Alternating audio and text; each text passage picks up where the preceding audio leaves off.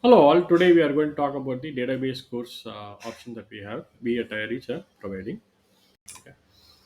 So the administration point of view, there are within the database administration per se, you have two kinds of roles that you can go, way that you can go. One is the vanilla, wherein the software is basically installed and then you can do various kinds of things. So you person has to know how to installation of software, various configuration of software and parameters that you have, and then you should also understand the basic architecture of the database that he or she is going to select it to read. So either it can be Oracle, MySQL, IBM DB2, and he also should know how to create database and how to configure the network within the database that he has, and how are you going to manage the data. So whether the backup, recovery, performance tuning, whether it should be table should be partitioned or not. So that kind of decision he needs to take, and then he needs to take the be very proficient in backup and recovery and performance tuning and various other automated maintenance tasks and upgrade. So upgrade in the sense nothing but patch upgrade and other things that you are going to talk of.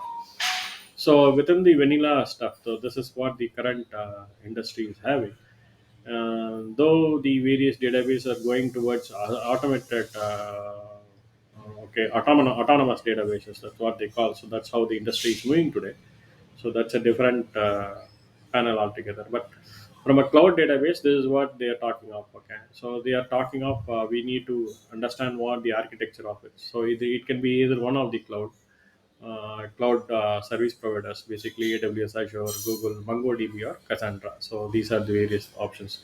MongoDB and Cassandra are basically a NoSQL and big data databases that we are going to talk here. See, other thing is basically creation of database. How we are going to create a database? How the various kinds of databases are organized that we need to understand within the entire cloud. So, what are the various access policies? That means who can access one, and how can you set the access policy for accessing the database so that we can. So, what are the disaster planning? So, how you are going to plan for disaster?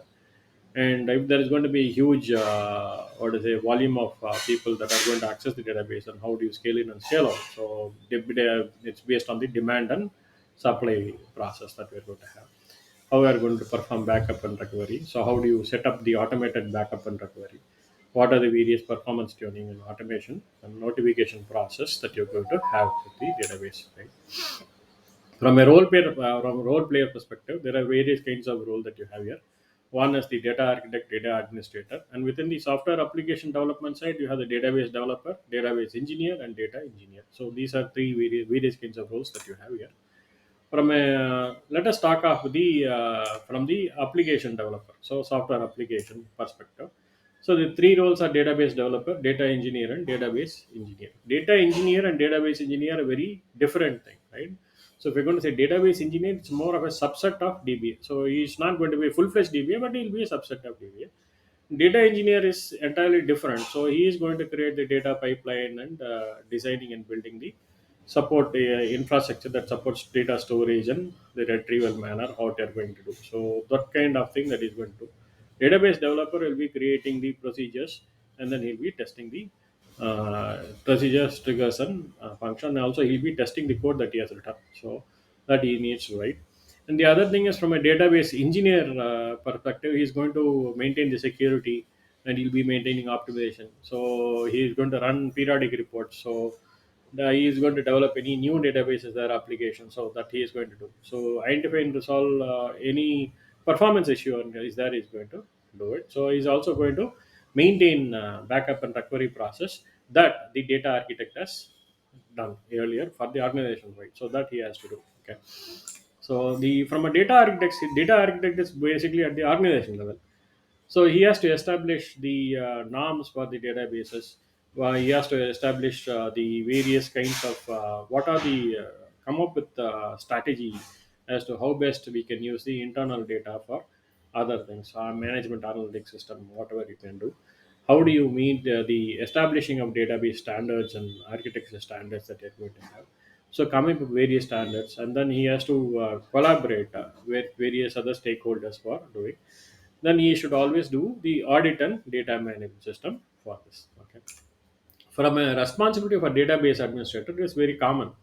So it is basically he can do the database access permissions. He should ensure the database requirements are there. So it should meet user requirements. he should liaise with the application and the project manager, other various other technical staff to see whether the database actually sits with the user requirements or not. So he should review the security, creation of users, dropping of users, and all these things are there. Creation of manuals from the database perspective, from the architecture perspective, how it is being there, and how we have to do installation upgrades, upgrade of disaster recovery plans, and then archiving of database recovery. From a roadmap perspective, this is what we have planned with Airich. So initially, it's a boot camp. We call it as a boot camp, wherein a person is given exposure to various databases and other things, and then he based on that he can choose which database or he is going to give. And we also give the basic introduction to various scripting languages that I have. So second thing, we go for a design principles. We make him understand what are the basic database design. Try to do some database design across the place. We also try and do some design there. And then we talk about the query procedures here, query and writing of query and creation of procedures and triggers. And this stage, he'll be able to take the associate Oracle Associate SQL certification or professional certification. Though the certification cost is not included within the course, we'll assist him to take all these things here. Okay, so that's one thing. And from the cloud DB, we train on basically AWS, Google, or Azure or Apex. Now it depends on what sort of cloud that he or she is going to prefer. So it is not exposure to all. So the course, it's basically customized on what the particular person wants. After that, we talk about what is ETL reporting and the data warehouse design, how data warehouse design is done, what is the OLAP difference between OLAP or LTP, how we can retrieve reports. Okay, so then we talk of the unstructured data. This nothing. This got to do with the big data and NoSQL database, just like DynamoDB, MongoDB, and Apache Cassandra. And from there, we go in for administration. So where we talk of volume management, the performance tuning, backup recovery, and other things.